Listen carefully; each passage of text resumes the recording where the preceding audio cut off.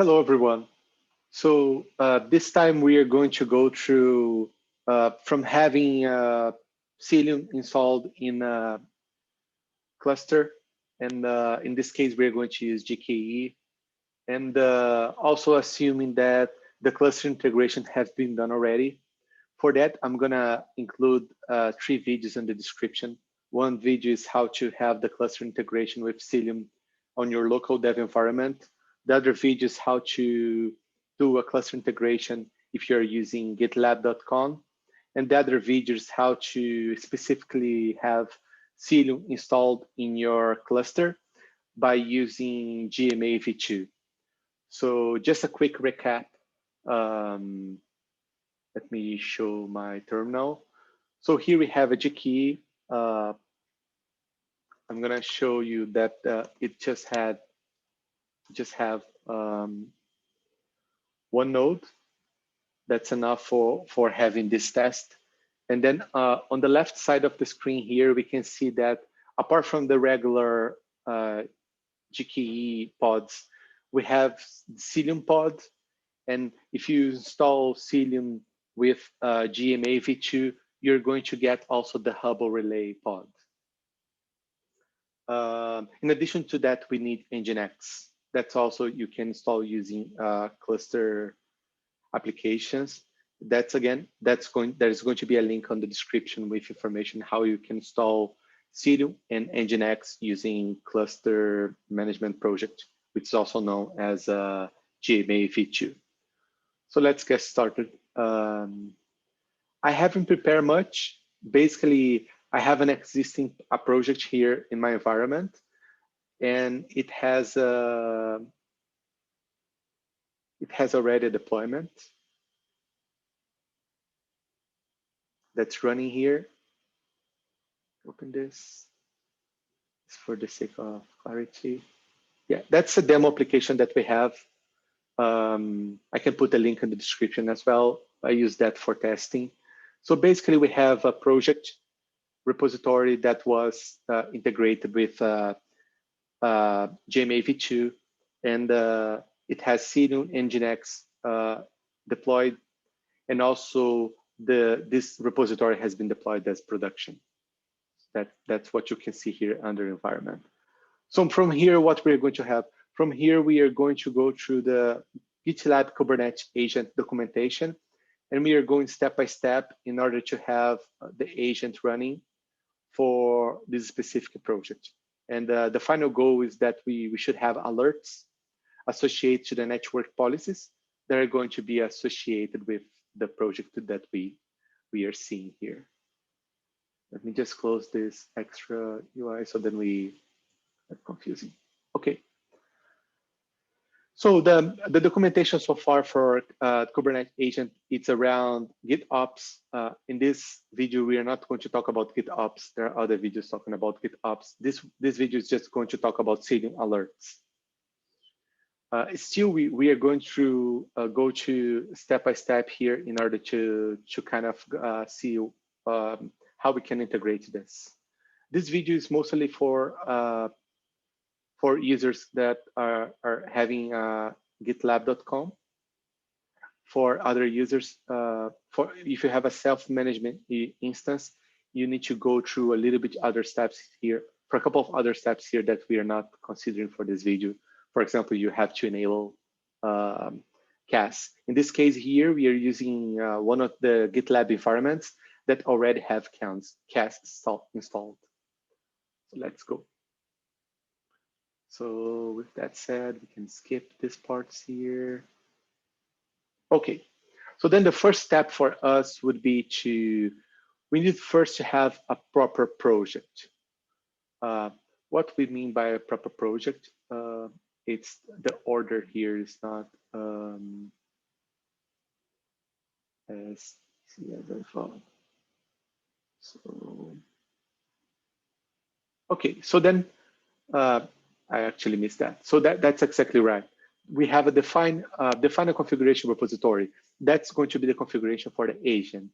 So basically the format is to have folders, nested folders in a way that it's .gitlab/agent/ the agent name, /config.yml. In our case, we are just going to use agent test as the agent name. So let's go to this project here. Let me just copy this folder here. Let's go here and let's start a web IDE. And for here, we can create a folder. And we can just put this agent test as a folder here. We can create a directory. So now we have GitLab agents, agent test here. Inside agent test, we need to create a new file. And let's just double check the name of the file. It's a config.yml file. So let's do it here. And then inside this file here, there's just, as I mentioned before, there's just information about the Git ops that we're not mentioning. We are going to be updating the documentation pretty soon. But for now, bear with me. What we need here is that we need a Cilium. And under Cilium, we need copy and paste here. So then I don't make it. I don't have a typo. That's the hub relay address. And hub relay address is going to depend on how you install Hubble on your Kubernetes. You can also have a depends on how you follow Cilium configuration. You might have a different setup. So in this case here, let's just go and grab the Hubble that we have. I just have the regular Hubble as part of the GMA installation. And that's, let me just move sideways here so it's way clear. So we have here under the GitLab Management Apps namespace, we can see Hubble Relay, and we can see that the port is 80. So what we're going to do is that we are going to just use the regular syntax. That's the service name dot namespace dot svc dot cluster dot local, and we need the port 80. Okay, so that's what we need for configuration for the agent for the Cilium alert configuration in this project. So let's commit. I'm gonna do that in master, and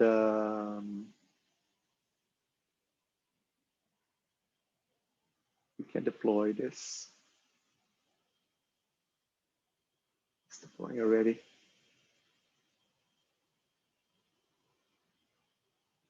So what happens now is that if we go back to the documentation, we already defined the name of the agent, right? The name of the agent, just for us to be on the same page, it's going to be agent test. We keep both these. So that's the one we need as a reminder. So now if we go down here, we need the next step would be the first one, we define the project for the agent. Next one, we need to create the agent record in GitLab. There is an option to do through Rails console. If you are having like a GitLab self-management instance, you might be able to do that. Or if you're using JDK, you also can do that. But in this case here, we are going to use GraphQL. So I'm gonna copy this. I haven't done that before.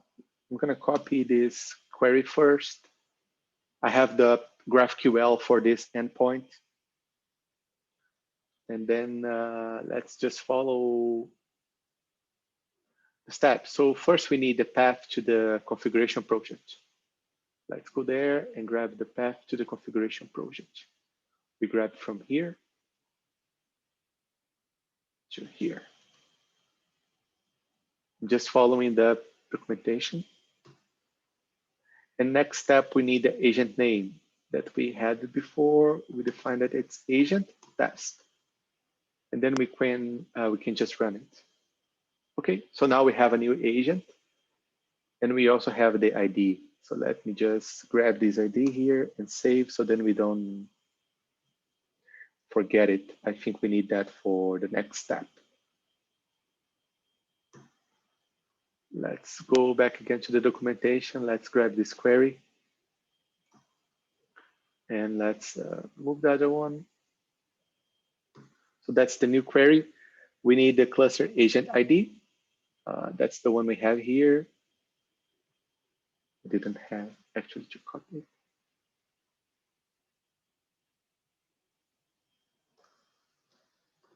And it goes. So that should be it. Okay, let's run it. Okay, so now we have the token. I'm going to save it. But what we are going to need here is this token here. That's what the thing that we're going to use to give the agent permission inside Kubernetes. So let's see the next step. We need to create a secret. Let's first create a namespace that's going to be used for all of them. The namespace I'm going to use here is going to be, again, just agent test. So then we keep everything with the same name. Hopefully that's not confusing. And then if we do Kubernetes, kubectl, get namespaces, we see it here. And on this other window here, you can see that the new deployment has finished. So we should have the new version of the code there. Okay, so we have namespace. Let's go there. And so next step here is to create the token inside the cluster. And then we have the namespace there. Let's first put the namespace. That's GitLab, sorry, agent test, GitLab token from the 0 token. And then here we put the token that we got from the GraphQL.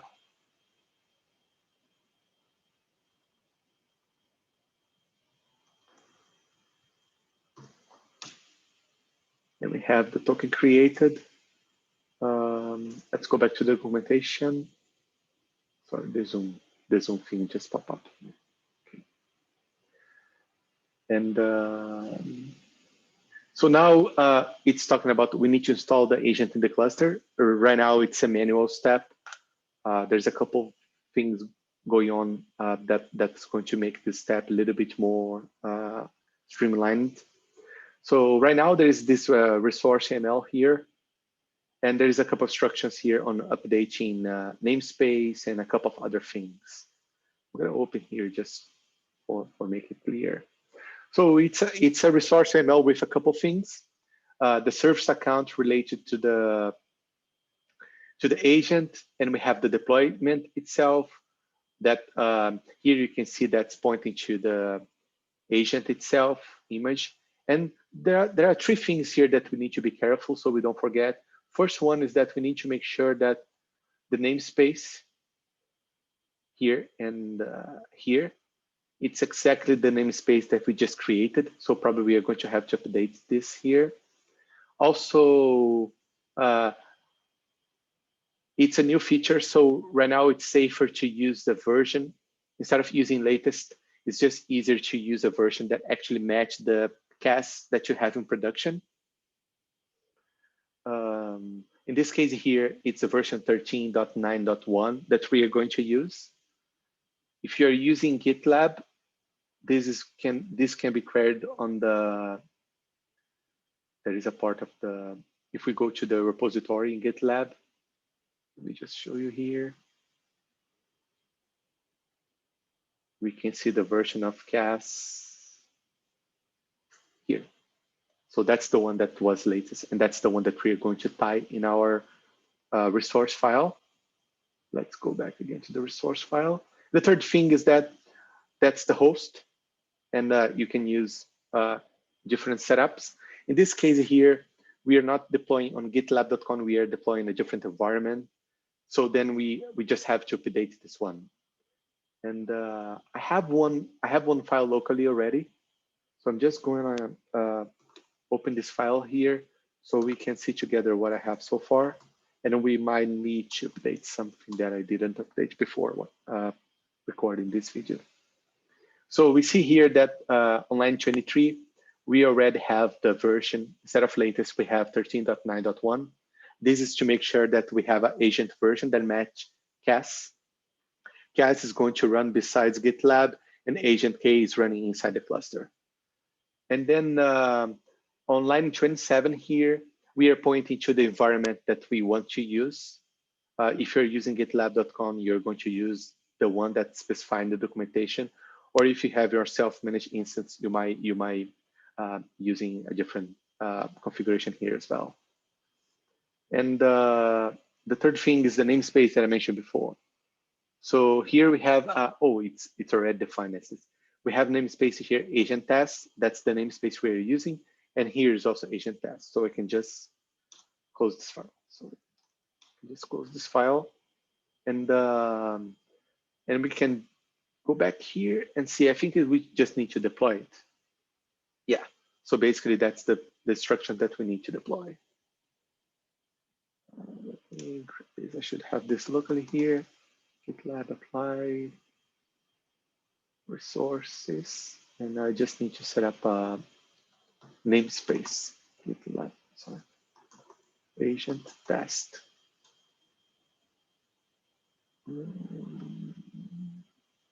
GitLab apply. Oh, the dash F needs to be after namespace. My bad. So then we can see on the right side, we can see that we have service account. We have the cluster role that's going to define the permissions, and then we have two cluster roles, one for reading and one for writing, and we have the two cluster role bindings. That's the same. It's going to be associating the service account with each cluster role. And also we have the deployment. So if we look inside if we look into the log of this pod, let's take a look, and I can keep it as a follower. Okay, so we have it here. So we should be good now. And let me just check here if there was another instruction that I might be missing. Manifest, okay, the manifest is going to be for GitOps. We don't need that for if you're just using the Cilium alerts. Okay, and that's it. So let's go back to the project itself, and let's go to try the monitoring, and let's create a policy for this environment that's going to trigger alert. So I'm just gonna say here, trigger alerts, and I'm gonna enable the policy. I'm just gonna add one rule. I'm gonna say that this pod can just receive, can just have ingress from another pod that has the label app none. In this case, in this cluster, there's nothing like this. So I just wanna force the drop, and then I can come here and add alert, because I want to see the alerts. And then create policy, create network policy. We should see the policy here now. And if we spin up the environment for this project, the only one that we have deployed, we should get a timeout, because no pod is allowed to communicate with that pod that the deployment that we had.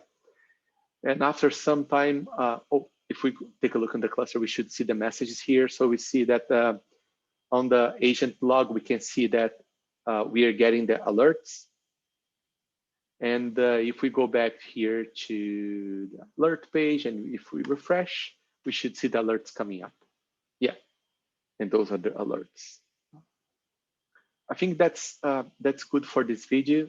We are going to have a couple of more features coming up, and watch out, keep an eye on this channel for more videos on that.